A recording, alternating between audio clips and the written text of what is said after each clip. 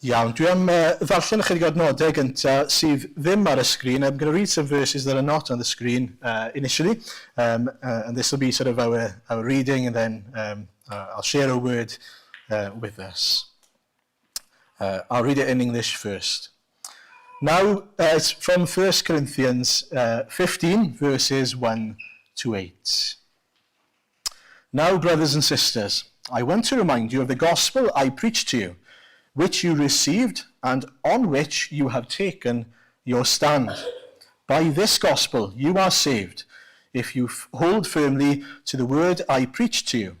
Otherwise you have believed in vain. For what I received I passed on to you as of first importance, that Christ died for our sins according to the Scriptures, that he was buried, that he was raised on the third day according to the Scriptures, and that he appeared to Cephas and then to the 12. After that, he appeared to more than 500 of the brothers and sisters at the same time, most of whom are still living, though some have fallen asleep. Then he appeared to James, then to all the apostles, and last of all, he appeared to me also, as to one abnormally born. Yr wyf am eich atgoffa gyfeillion am yr efengyl a bregethais i chi ac a dderbyniaso chwythau, yr efengyl sydd yn sylfaen eich bywyd ac yn foddion eich iachawdwriaeth. A ydych yn dal i lynu wrth yr hyn a bregethais, ond nid yn ofer y credasoch, oherwydd yn y lle cyntaf traddodais i chi yr hyn a dderbyniais, i Grist farw dros ein pechodau ni yn ôl yr ysgrythurau, iddo gael ei gladdu a'i gyfodi y trydydd dydd yn ôl yr ysgrythurau, ac iddo ymddangos i Cephas ac yna i'r 12. Yna ymddangosodd i fwy na 500 o'i ddilynwyr ar unwaith, ac y mae'r mwyafrif ohonynt yn fyw hyd heddiw bod rhai wedi huno. Yna ymddangosodd Iago yna i'r holl apostolion. Yn ddiwethaf oll, fe ymddangosodd i minnau hefyd fel i'r werthyl o apostol. Okay. This morning, what I'm going to do is, when I read a passage of Scripture, if I'm reading in one language, it'll be on the screen. Probably, I think I put it in both languages, but you'll read it in the other language on the screen. So hopefully you can follow along with that. Gobeithio fod hwnna'n glir. So if you don't understand what's coming out of my mouth when I'm reading a passage of the Bible, look at the screen, and I'll point out to you as well. Don't worry. Okay, so in 1 Corinthians 15, Paul explains that this gospel that he preached is able to save, and people, Christians, have taken their stand on it. This is their foundation. The foundation of their salvation is the gospel, this message, this thing that has happened. And what is this thing? Well, it's rooted in three things. Mae'r hyn mae Paul yn dweud yw sail neu graidd ein ffydd ni mewn tair rhan i ni'n mynd i edrych arno bore yma te. Yn gyntaf, beth mae Iesu wedi ei wneud. Yn ail, beth mae Duw wedi rhagordeinio, wedi trefnu o flaen llaw. Ac yn drydydd, yr hyn sydd wedi ei ddatguddio wedyn i ni. So the gospel is rooted in three things that he mentions here that we're going to look at. Firstly, what Jesus has done. Secondly, what God has ordained beforehand, what he's arranged beforehand and promised beforehand. And thirdly, what is now revealed to us. And so those are the three things we're going to look at. And hopefully my prayer, as I was preparing, my prayer was, let them be amazed at the Lord Jesus. Gadewch i chi ryfeddu at yr arglwydd Iesu. That was my prayer. Because that's what happened to me. As I was in the study, I was amazed at the love, at the glory, at the greatness of Jesus Christ. Yn gyntaf te, beth mae Iesu wedi ei wneud sy'n cael ei ddatguddio i ni fan hyn. Sylwch beth mae Paul yn dweud. Mae'r efengyl yn dibynnu ar farwolaeth ac atgyfodiad Iesu. Bu e farw, claddwyd Iesu ac atgyfododd Iesu. The first thing we see then is that the gospel is rooted in what Jesus has accomplished, what he's done for us. You'll notice that in that passage in 1 Corinthians, the gospel hinges on the death and the resurrection of Jesus. Christ died, he was buried, and he rose on the third day. Now, Jesus wasn't making empty claims when he said that the Son of Man would die and be raised to life again.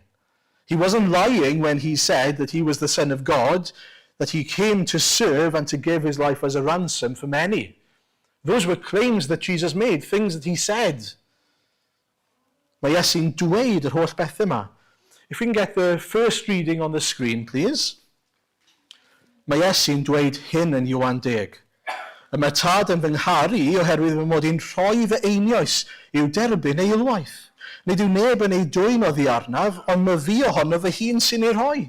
Y mae gennyf hawl i'w rhoi ac y mae gennyf hawl i'w derbyn eilwaith. Hyn a gefais yn orchymyn gan fy nhad. Now those are huge claims to make. That you have authority to lay down your life only to pick it up again. That you are in a relationship of love with the Father, not enmity. Those are big claims. And we need to realize that in that day, there were plenty of people who were making similar claims. I'm the Messiah. I'm the Son of God. I'm the one you've been waiting for. I'm the King of the Jews. They were imposters. People claiming to be a Messiah. Digon o bobl ar y pryd oedd yn honi'n gwneud honiadau tebyg os nad fel Iesu. Na beth yw'r gwahaniaeth te? Wel, y gwahaniaeth gyda Iesu yw fod e wedi cyflawni yr hyn mae e wedi ei honi. The difference with Jesus is he backed up his claims. He delivered on his claims, in fact. Mae e wedi nid yn unig dweud a datgan fod e'n ddew gydag awdurdod I faddau, I fod e'n oen difau fydd yn brydwerth dros lawer, ond mae e wedi dod, mae e wedi rhoi ei fywyd ac wedi atgyfodi. Not only does he claim to be these things, all these things, the Lamb without blemish who will sacrifice his life for us, he did it.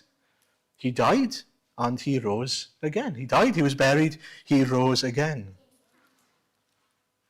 What did he do there? How did he prove himself to be the Christ in these ways? Well, firstly, he showed himself to be, and he proved himself to be without blame. He was completely blameless. We know in the Bible, and if you don't know in the Bible, when Jesus repeats something or when something is repeated in the scriptures, it's important. Now, when something is said 3 times, it's even more important again. Well, when Jesus was in court in front of Pilate, 3 times Pilate declared that Jesus was innocent. 3 times. Tair gwaith mae Iesu yn cael ei ddatgan yn ddifau gan Pilate. We've got the scriptures up, if we can go to them. To the next slide. This is John 18, first of all then, verse 38. Pilate said to him, "What is truth?" This is the ESV version because it's clearer. After he said this, he went back outside to the Jews and told them, "I find no guilt in him." And then if we, I think, go to the next one, there are 2 of the key verses there. You can look at verses 1 to 6 in your Bibles in John 19 if you have it in front of you. But look at verse 4 in particular. Pilate went out again and said to them, "See, I am bringing him out to you that you may know that I find no guilt in him."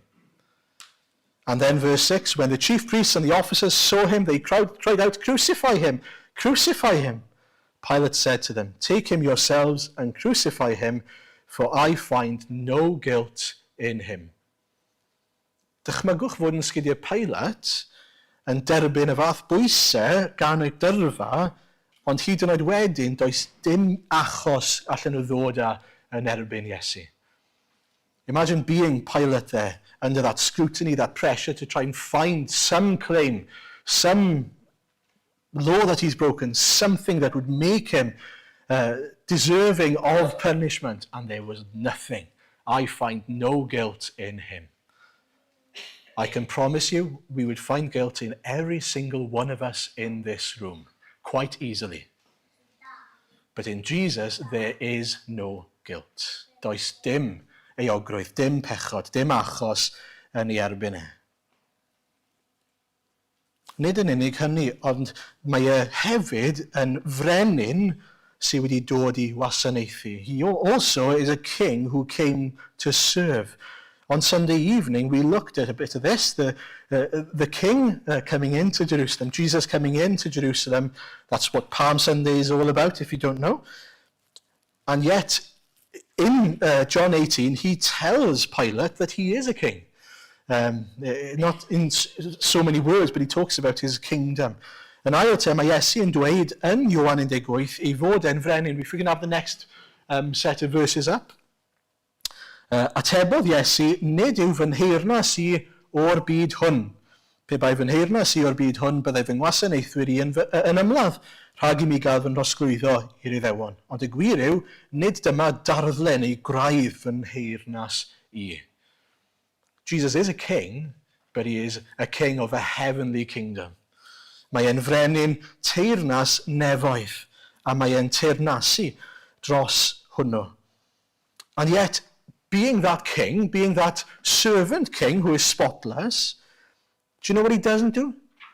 He doesn't try to get out of his situation. He doesn't try and get out of the situation where clearly a king is undeserving of this. To go to the next reading, John 19 verse 9. He entered his headquarters again and said to Jesus, that is Pilate, "Where are you from?" Now, if Jesus would have answered that question, we'd be in deep trouble. But instead we hear, but Jesus gave him no answer. Pam nag oedd Iesu yn mynd i ateb? Pam nag oedd Iesu'n fodlon dweud pwy oedd e? Wel, os bydde wedi dweud pwy oedd e, bydden nhw ddim wedi groesoelio fe. If Jesus had declared and made known completely at that point who he was and revealed his glory to them, they would never have crucified him. And so this servant king is willing to suffer, is willing to be quiet and obedient. Pam fod y brenin yn fodlon bod yn oen yn mynd i'r lladdfa yn ein lle ni? Pam fod yn fodlon cael ei giro, ei wawdio, ei fflangellu, derbyn coron o ddrain, cael tynnu ddillad, ei orfodi, ei gario ei groes, cael gwaywffon yn yr ystlys, a'i groeshoelio. Pam? Ein mwyn ni, yn ein lle ni. Why is Jesus willing to go through all these things? The beating, the mocking, the flogging, the crown of thorns, being stripped, forced to carry his cross, nailed to that cross, pierced in his side. Why? For us. Because he loved us. He loved us so much. Do you know, that wasn't even the great anguish that Jesus faced on the cross. The great anguish that Jesus faced on the cross was in having to be separated from his Father as he was being the curse for sin, that he was facing the wrath of God, the judgment of our sin on our behalf. That was the great pain. And that's revealed to us in the sayings of Jesus on the cross, isn't it? What does he say? Well, he says, "Father, forgive them, for they know not what they're doing." He says, my God, why have you forsaken me?"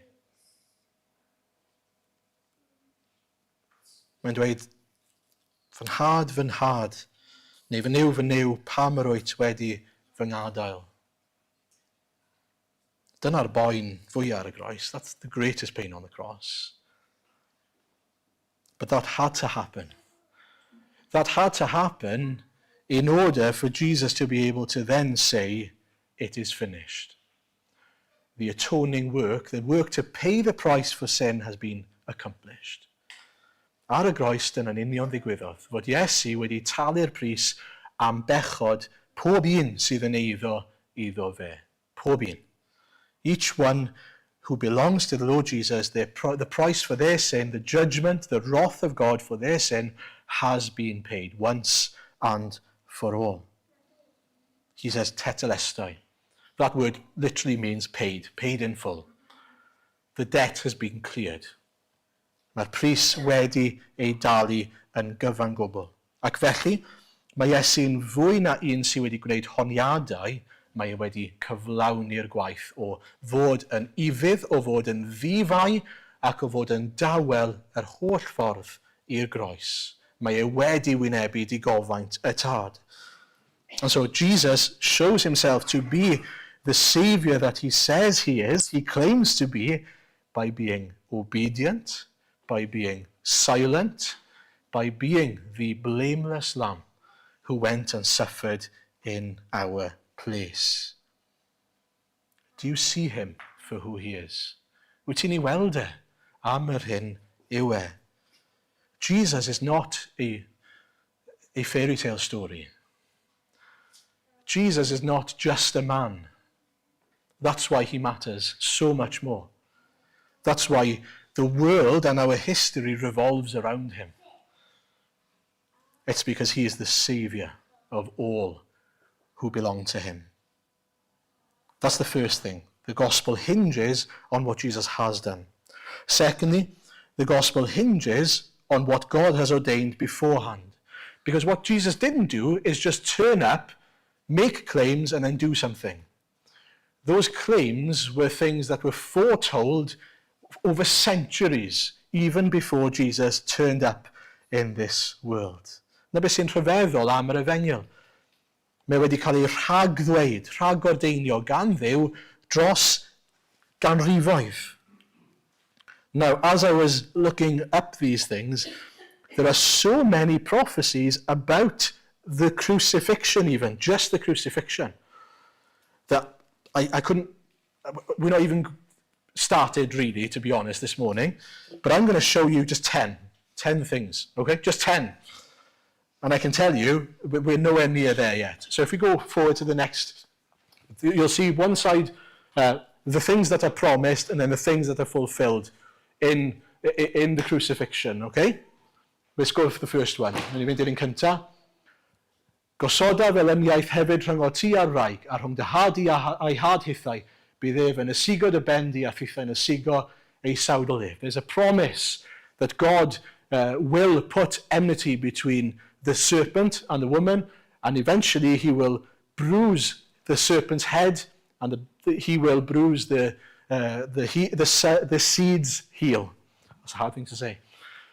There's a fulfillment of that. Now is the judgment of this world. Now shall the prince of this world be cast out.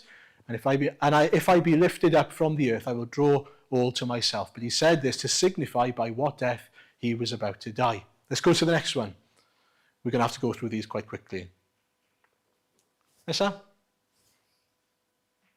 Daniel 9:26. And after 62 weeks, the Messiah shall be cut off, but not for himself. The previous one actually talks about being cut off as well. Dyd ydych chi'n sylweddoli, mae mantais i chi fydd i un dyn farw dros y bobl yn hytrach na bod y genedl gyfan yn cael ei difodi. Nid ohono ei hun y dywedodd hyn, ond proffwydo yr oedd. Ac yn ta'n archoffeiriad y flwyddyn honno fod Iesu yn mynd i farw dros y genedl, ac nid dros y genedl yn unig, ond mwyn casglu plant Duw oedd ar wasgar a'i gwneud yn un. Os allwn mynd i'r nesaf? Even a man, my close friend, in whom I trusted, who ate of my bread, has lifted up his heel against me. Can you think who that might be? Yna aeth Judas Iscariot, hwnnw oedd yn un o'r 12 at y prif offeiriaid i'w fradychu ef iddynt. Pan glywsant yr oedd yn llawen ac addawasant roi arian iddo, a dechreuodd geisio cyfle i'w fradychu e. We'll go to the next one. Awake, O sword, against my shepherd, and against the man who is my companion, says the Lord of hosts. Strike the shepherd, and the sheep shall be scattered. A gadawodd y disgyblion ef, bob un a ffoi. Nesa? A dywedodd wrthynt, os yw'n dderbyniol gennych, rhowch i mi fy nghyflog, os nad yw, peidiwch, a byddent hwythau bwyso fy nghyflog, 10 darn ar 20 o arian.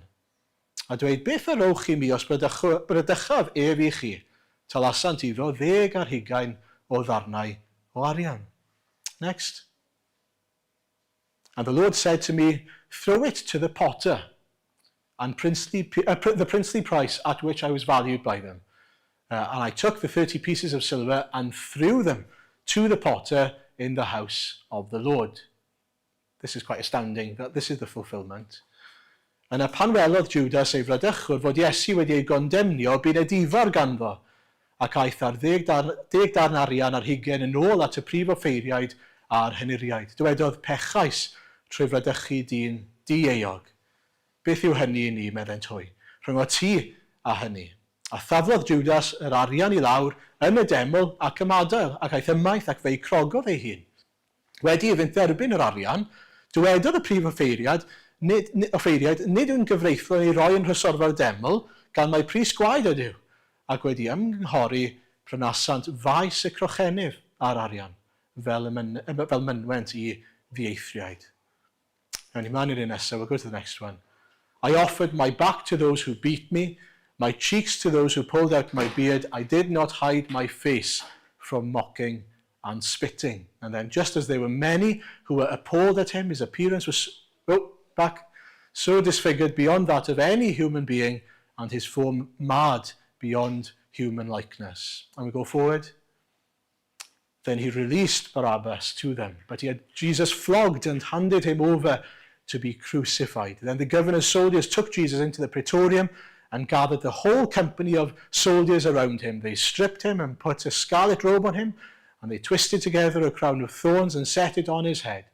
They put a staff in his right hand. Then they knelt in front of him and mocked him. "Hail, King of the Jews," they said. They spit on him, and they took the staff and struck him on the head again and again. After they mocked him, they took off the robe and put his own clothes on him. Then they led him away to crucify him. Nesa. Fe gorthrymwyd a'i ddarostwng, ond nid agorau ei enau. Arweinwyd ef fel oen i'r lladdfa, ac fel y bydd dafad yn ddistawn llawr creifiwr, nid agorau yntau ei enau. Then Pilate asked him, "Don't you hear the testimony that they are bringing against you?" But Jesus made no reply, not even to a single charge, to the great amazement of the governor.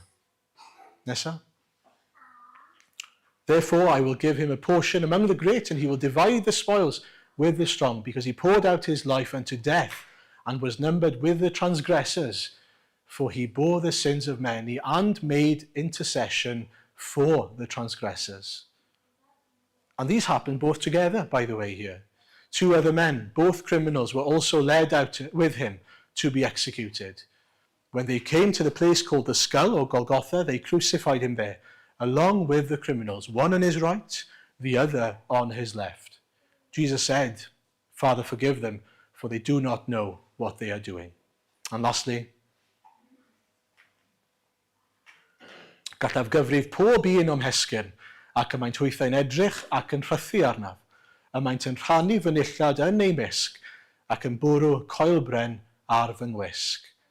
Y cyflawniad, the fulfilment. Ac medda Iesu, "O dad, madda iddynt, oherwydd ni wyddent beth y maent yn ei wneud." A bwriasant coelbrennau i rannu ei ddillad, a roedd y bobl yn sefyll yno yn gwylio. Roedd aelodau'r cyngor hwythau yn ei wawdio gan ddweud, "Fe achubodd eraill, achubyd ei hun os ef yw Meseia Duw, yr etholedig." Peidiwn a'i rwygo ef, meddai'r milwyr wrth ei gilydd, gadewch i ni fwrw coelbren amdano, i benderfynu pwy y gaiff ef. Felly cyflawnwyd yr ysgrythyr sy'n dweud, "Rhonasant fy nillad yn ei misg a bwrw coelbren ar fy ngwisg, felly y gwnaeth y milwyr." Now, I appreciate that's a lot, and I'm not expecting you to remember all that.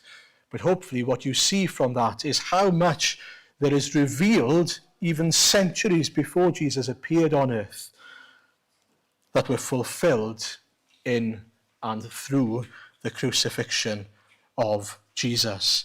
Mae'r hyn oedd wedi cael ei addo i ni, o flaen llaw wedi cael ei gyflawni. What was promised beforehand has been fulfilled. The Lord has delivered. Again, do you marvel at him? I find it amazing that not only did Jesus fulfill the things that were said about him, but the soldiers fulfilled the things that were said about them. Judas fulfilled the things that were said about him. Now, Jesus could never have made that happen on his own. This was God working out his salvation for us. Yn ola, yr hyn sydd wedi ei ddatgifio i ni, a mae hwn yn fyr iawn. This is, lastly, very shortly, what is revealed to us. Lastly then, the gospel is rooted in what is revealed to us. To go back to the original reading then, os allwn ni gael y darlleniad lan, yr un ola. Dyma ni. Oherwydd yn y lle cyntaf, traddodais i chi'r hyn a dderbyniaist i grist farw dros ein pechodau yn ôl yr ysgrythurau, iddo gael ei gladdu a'i gyfodi y trydydd dydd yn ôl yr ysgrythurau, fel dyn ni wedi gweld, ac iddo ymddangos. A mae'n ymddangos ac yn ymddangos ac yn ymddangos. Do you notice what it says here? He not only lived, he died, he rose again, but he appeared. He appeared so that people can see him, so that he might be known for the risen Saviour that he is. What was once a mystery has now been revealed on the cross, but also through the resurrection. There was a time where we didn't know the glory of the Lord, where we didn't see the love of the Lord. But it has been revealed to each and every one of us on the cross and through his death and his resurrection. Do you know, even the angels didn't see Christ's glory in such a way as this until after the cross. Because even they hadn't seen his redemptive work yet, his ability, his willingness, his greatness in being able to save a multitude of people. Na chi beth rhyfeddol yw hwnna? Fod gwaith y chi bod yw yn datguddio, yn datgelu, yn tynnu'r gorchydd i ffwrdd ar fawredd ac ar gariad ac ar ogoniant Iesu Grist. A drwy lygaid ffydd wrth gwrs, i ni'n gallu gweld yr arglwydd am yr hyn yw heddi, gyda help yr Ysbryd Glân. With eyes of faith today, with the help of the Spirit, we are able to see exactly who Jesus is. Now, it's important that we notice those verses that he appeared. He appeared to people on earth after his resurrection in order for us to know that they were witnesses of his resurrection there and then. Mae pobl wedi gweld yr arglwydd Iesu. In 1 Timothy 3, and this is on the screen as well, it says, verse 16, beyond all question, the mystery from which true godliness springs is great. He appeared in the flesh, was vindicated by the Spirit, was seen by angels, was preached among the nations, was believed on in the world, was taken up in glory. Yr rhyfeddol yw fod yr arglwydd wedi amlygu ei hunan i ni mwyn i ni gredu ynddo fe. Ond nawr, fel mae'n dweud yn yr adnod yna, mae wedi gymryd i'r gogoniant. Christ now has been taken up into glory. He is seated at the right hand of the Father in heaven, and he reigns today. Mae'n arglwydd heddi. Mae'n arglwydd sydd eisiau ein adnabod ni. Mae'n arglwydd sydd yn amlygu ei hunan i bobl fel chi a fi hyd yn oed heddiw. He is a Saviour who hasn't just finished the work, but he continues to reveal himself. He continues to make himself known. He wants you to see the light of his glory. He wants you to see and to know and to experience his love for you. On that cross, he died for your sin.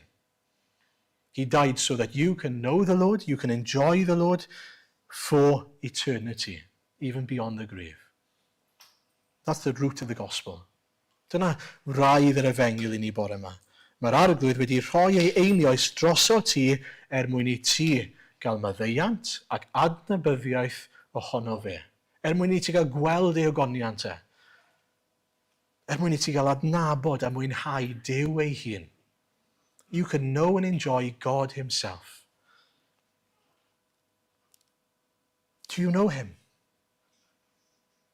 Are you forgiven? Can you say, I know the Lord Jesus? He saved me, he's redeemed me, he's paid the price in full for my sin.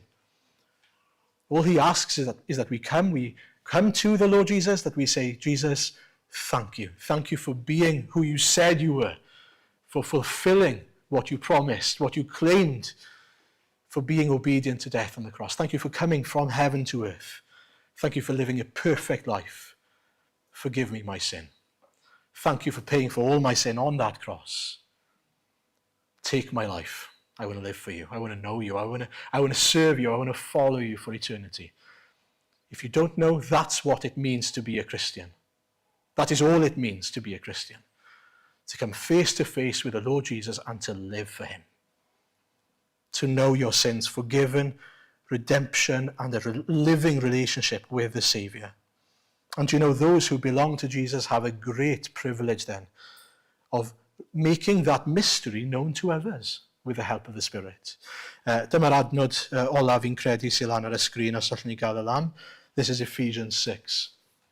A gweddiwch dros o finnau, a bydd i ddiw roi mi ymadrodd ac agor fy ngennau i hysbysu'n eofn neu'n fewr ddirgelwch yr efengyl. Trosti hi rwyf yn llys genad mewn cadwynau. Ie gweddiwch ar mi lefaru'n hi amdani fel y dylwn lefaru. The gospel, to a degree, is still a mystery until the Holy Spirit comes and opens our eyes to it. And that happens when people preach the gospel, or when the Lord opens their eyes through the scriptures, or however he wants to do it. But he calls us as ambassadors to make the gospel known. And it is our great privilege to be able to do that.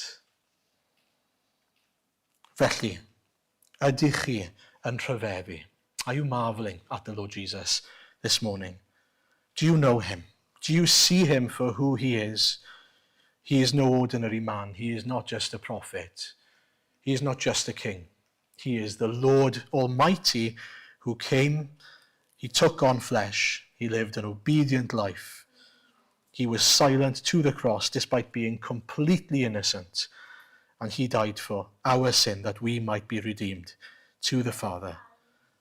He is now at the right hand of the Father in glory, and one day he will return for his people. I wonder, will you be a part of that people when he returns?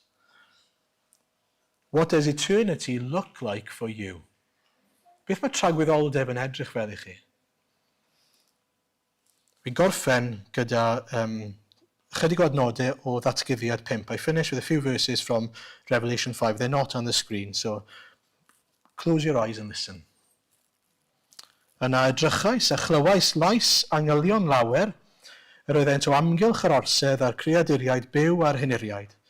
A'i rhif oedd myrddionau a miloedd ar filoedd. Meddent a llef uchel, teilwng yw'r oen a laddwyd i dderbyn gallu, cyfoeth, doethineb a nerth, anrhydedd, gogoniant a mawl. A chlywais bob peth y greuwyd yn nef ac ar y ddeiar a than y ddeiar ac ar y môr, a'r cwbl sydd ynddynt yn dweud, i'r hwn sy'n eistedd ar yr orsedd ac i'r oen, y bo'r mawl a'r anrhydedd a'r gogoniant a'r nerth byth bythoedd.